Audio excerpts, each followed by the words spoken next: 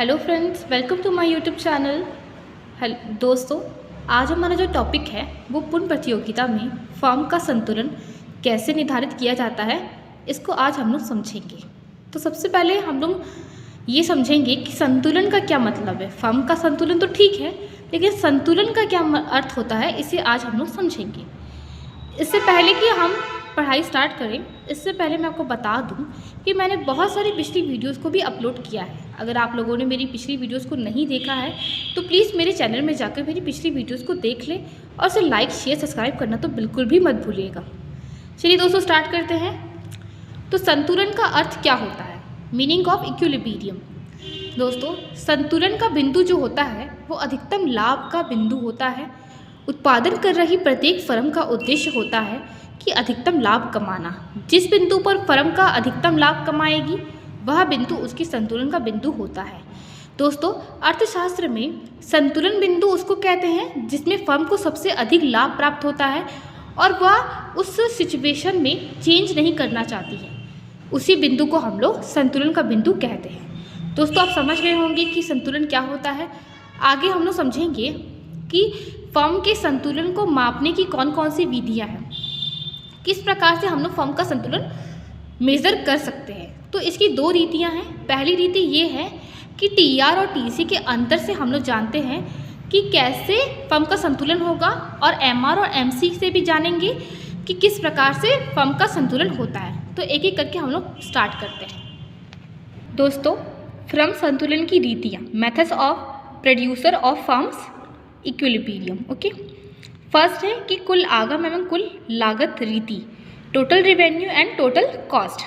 दोस्तों, इस रीति में हम लोग ये करते हैं कि उत्पादन के भिन्न भिन्न स्तर पर हम लोग देखते हैं कि टीआर और टीसी का अंतर जहाँ पे सबसे ज़्यादा होता है उस बिंदु को हम लोग संतुलन बिंदु कहते हैं। ठीक है, इसे हम लोग एक डायग्राम की सहायता से समझेंगे। आगे स्टार्ट करते हैं डायग्राम। दोस्तों, ऊपर में आपको दिख रहा होगा कि कुल लाभ इज इक्वल टू कुल आगम माइनस कुल लागत। हम लोग प्रॉफिट को जब निकालते हैं तो टीआर माइनस टीसी करते हैं। टोटल रिवेन्यू, जितना भी रिवेन्यू आया है और जितना भी कॉस्ट आया है उस सबको माइनस करेंगे तो हम लोग का प्रॉफिट निकल जाता है। चलिए दोस्तों, हम लोग इस रीति से समझेंगे कि किस प्रकार से फर्म का संतुलन निर्धारित होता है।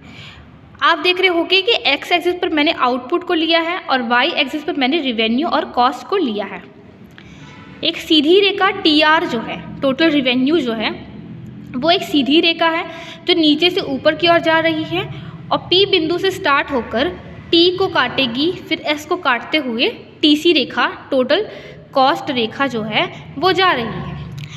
आप पहले देखो, OQ1 से पहले, अगर OQ1 उत्पादन के स्तर से पहले अगर कोई फर्म उत्पादन कर रही है तो उससे हानि होती है, क्योंकि यहाँ पर क्या है, OQ1 से पहले टीआर जो है वो कम है टीसी से। ठीक है, टीसी ज़्यादा है, मतलब कि टोटल कॉस्ट यहाँ पर ज़्यादा है और टोटल रिवेन्यू जो मिल रहा है वो कम मिल रहा है। तो इस प्रकार फर्म को हानि होती है। फिर आप देख रहे होंगे OQ1 पॉइंट पर, उत्पादन के OQ1 स्तर पर टी बिंदु पर टीआर और टीसी एक दूसरे को काट रही है, जिसे हम लोग ब्रेक इवन पॉइंट कहेंगे। इस बिंदु पर क्या हो रहा है, फर्म को सामान्य लाभ हो रहा है, ना तो हानि हो रही है ना ही ज़्यादा लाभ हो रहा है। यहाँ पर जितना आ रहा है वो उतना ही रिवेन्यू आ रहा है, उतना ही कॉस्ट जा रहा है। तो यहाँ पर फर्म को क्या है, सामान्य लाभ हो रहा है। ठीक है, फिर आप देख रहे होंगे OQ लेवल पर, OQ लेवल आउटपुट के लेवल पर आप देख रहे होंगे कि K बिंदु पर K और N इतना लाभ का बिंदु दिखा रहे हैं। ठीक है ना, मैक्सिमम प्रॉफिट पॉइंट, मतलब कि यहाँ पर एक सीधी लंबी रेखा खींचकर हम लोग ये दिखा रहे हैं कि लाभ ज़्यादा हो रहा है, K से N तक लाभ हो रहा है, क्योंकि यहाँ पर TR जो है वो ज़्यादा है, TC जो है N तक पर गई है और K तक हम लोग को लाभ हो रहा है। तो इतना लाभ हम लोगों को हो रहा है और इसी K पॉइंट पर मैक्सिमम प्रॉफिट हो रहा है और फर्म का जो लाभ है इसी पर होगा। फर्म को अधिकतम संतुलन का बिंदु जो होगा वो K पॉइंट होगा। फिर आप देख रहे होंगे कि एस बिंदु पर भी टी आर टी सी एक दूसरे को काट रही है, जिसे ब्रेक इवन पॉइंट कहा गया है। इस पर भी ना तो लाभ हो रहा है ना तो हानि हो रही, सामान्य लाभ की दशा है यहाँ पर। अगर OQ2 लेवल के बाद भी अगर एक फर्म उत्पादन करती है तो उसे हानि होगी, क्योंकि वो TR जो होगा वो TC से अधिक होगा, कम होगा, सॉरी, है ना, वो TC जो होगी वो अधिक होगी। इस प्रकार क्या होगा, फर्म को हानि होगी। तो इस प्रकार हम लोगों ने देखा कि TR और TC का जहाँ भी अंतर ज़्यादा होगा उस अंतर के बिंदु को हम लोग संतुलन बिंदु कहेंगे और फर्म यहाँ पर संतुलन स्थापित करेगी। दोस्तों नेक्स्ट जो पॉइंट है वो हम लोगों का है MR और MC से किस प्रकार से हम लोग प्रॉफिट मतलब कि संतुलन को निर्धारित करते हैं, इसे हम लोग समझेंगे। दोस्तों नेक्स्ट है सीमांत आगम सीमांत लागत वक्र method, marginal revenue and marginal cost curve method. पूर्ण प्रतियोगिता में सीमांत आगम MR और सीमांत लागत MC रीति से फर्म के संतुलन की निम्नलिखित 2 शर्तें पूरी होनी चाहिए। पूर्ण प्रतियोगिता में परफेक्ट कंपटीशन में क्या होता है कि MR और MC का जब हम लोग उपयोग करते हैं, कर्व का उपयोग करते हैं संतुलन विधि जानने के लिए, तो हमें 2 शर्तों का होना बहुत ही ज़रूरी होता है। अगर ये शर्तें नहीं फुलफिल होती हैं तो वो फर्म का संतुलन नहीं कहलाएगा। ये दोनों शर्तें जहाँ भी पॉइंट पर, जिस भी पॉइंट पर फुलफिल हो रही हैं उस पॉइंट को हम लोग संतुलन बिंदु कहेंगे। तो पहला शर्त क्या है, सीमांत आगम सीमांत लागत के बराबर होना चाहिए, मतलब MR = MC होना चाहिए। और दूसरा क्या है, सीमांत लागत वक्र सीमांत आगम वक्र को नीचे से काटे, मतलब MC जो कर्व होगा वो MR को नीचे से काटे। तो ये शर्त जो पूरी होंगी तभी जाकर हम लोगों का संतुलन कहलाएगा। इसे हम लोग एक डायग्राम से समझेंगे। दोस्तों यहाँ पर आप मैं देख रहे होंगे कि मैंने X एक्सिस पर आउटपुट को लिया है और Y एक्सिस पर रेवेन्यू और कॉस्ट को लिया है। P रेखा जो सीधी रेखा है जहाँ पर AR = MR है, ये प्राइस रेखा है, प्राइस लाइन है, जिसे हम लोग AR भी कहेंगे और MR भी कहेंगे। और MC रेखा जो है वो मार्जिनल कॉस्ट है, जो एक ऊपर से जाती हुई ऊपर से जाएगी, फिर बीच में रहेगी, फिर ऊपर चले जाएगी ना, सॉरी नीचे से जाती हुई ऊपर जाएगी ना। तो ये जो है नीचे से जब नीचे जा रही है MC रेखा MR को काट रही है E1 बिंदु पर, फिर E बिंदु पर, ये दोनों बिंदुओं पर काट रही है, जो कि शर्त में बताया गया है कि MR = MC होना चाहिए और MC रेखा जो है वो MR को नीचे से काटे। E1 बिंदु पर आप देख रहे होंगे कि ब्रेक इवन पॉइंट है और E बिंदु भी ब्रेक इवन पॉइंट है, ठीक है।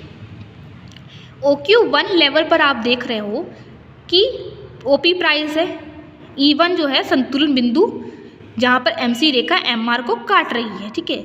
लेकिन ये जो बिंदु है यहाँ पर संतुलन बिंदु नहीं कहलाएगा, क्योंकि यहाँ पर MR = MC तो है, लेकिन MC रेखा जो है वो MR रेखा को नीचे से नहीं काट रही है बल्कि ऊपर से काट रही। तो इस प्रकार ये E1 जो बिंदु होगा वो संतुलन बिंदु नहीं कहलाएगा।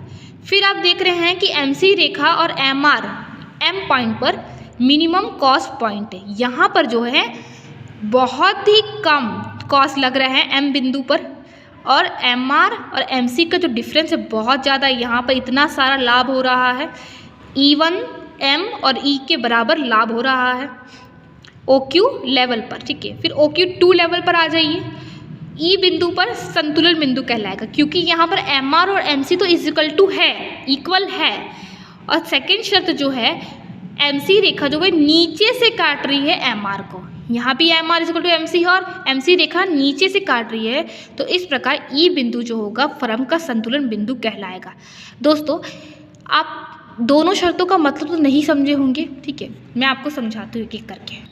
पूर्ण प्रतियोगिता में दोस्तों ये बोला गया है कि MC = MR = MC होना चाहिए, मतलब कि जितना आपको मार्जिनल रेवेन्यू प्राप्त हो रहा है एक इकाई से, उतना ही एक इकाई का कॉस्ट होना चाहिए। तो इस प्रकार फर्म जो होगी वो संतुलन में होगी। और सेकंड बोला गया है कि MC रेखा जो है वो नीचे से काटे, ऊपर से नहीं नीचे से काटे, इस प्रकार E जो होगा वो संतुलन बिंदु होगा। E नीचे से काटे, इसका ये मतलब है कि अगर वो ऊपर से काटेगी तो वो ये जो लाभ हो रहा है E1 M और E के बराबर जो लाभ प्राप्त हो रहा है, जहाँ पर MR जो है वो ज़्यादा हो MC से, तो वो लाभ नहीं प्राप्त होगा। इस प्रकार एंड पॉइंट क्या होगा, MC जहाँ पर नीचे से काट रही है, क्योंकि वो ऊपर चल जाएगी तो वो उत्पादन तो नहीं हो पाएगा, क्योंकि हानि हो जाएगी, MC ज़्यादा हो जाएगी, मतलब कि मार्जिनल कॉस्ट ज़्यादा हो जाएगा तो उत्पादन कैसे होगा। तो ये जो लास्ट पॉइंट है ई पॉइंट पर, इसीलिए अंतिम संतुलन बिंदु कहलाएगा, और यही जो बिंदु होगा वो संतुलन बिंदु कहलाएगा, और फर्म का संतुलन ई बिंदु पर होगा। दोस्तों, अगर आप लोगों को मेरी वीडियो पसंद आई हो तो प्लीज़ इसे लाइक शेयर सब्सक्राइब करना बिल्कुल मत भूलिएगा। आई होप कि आप लोगों को मेरी वीडियो समझ में आए और कोई भी कन्फ्यूज़न ना हो। Thank you so much.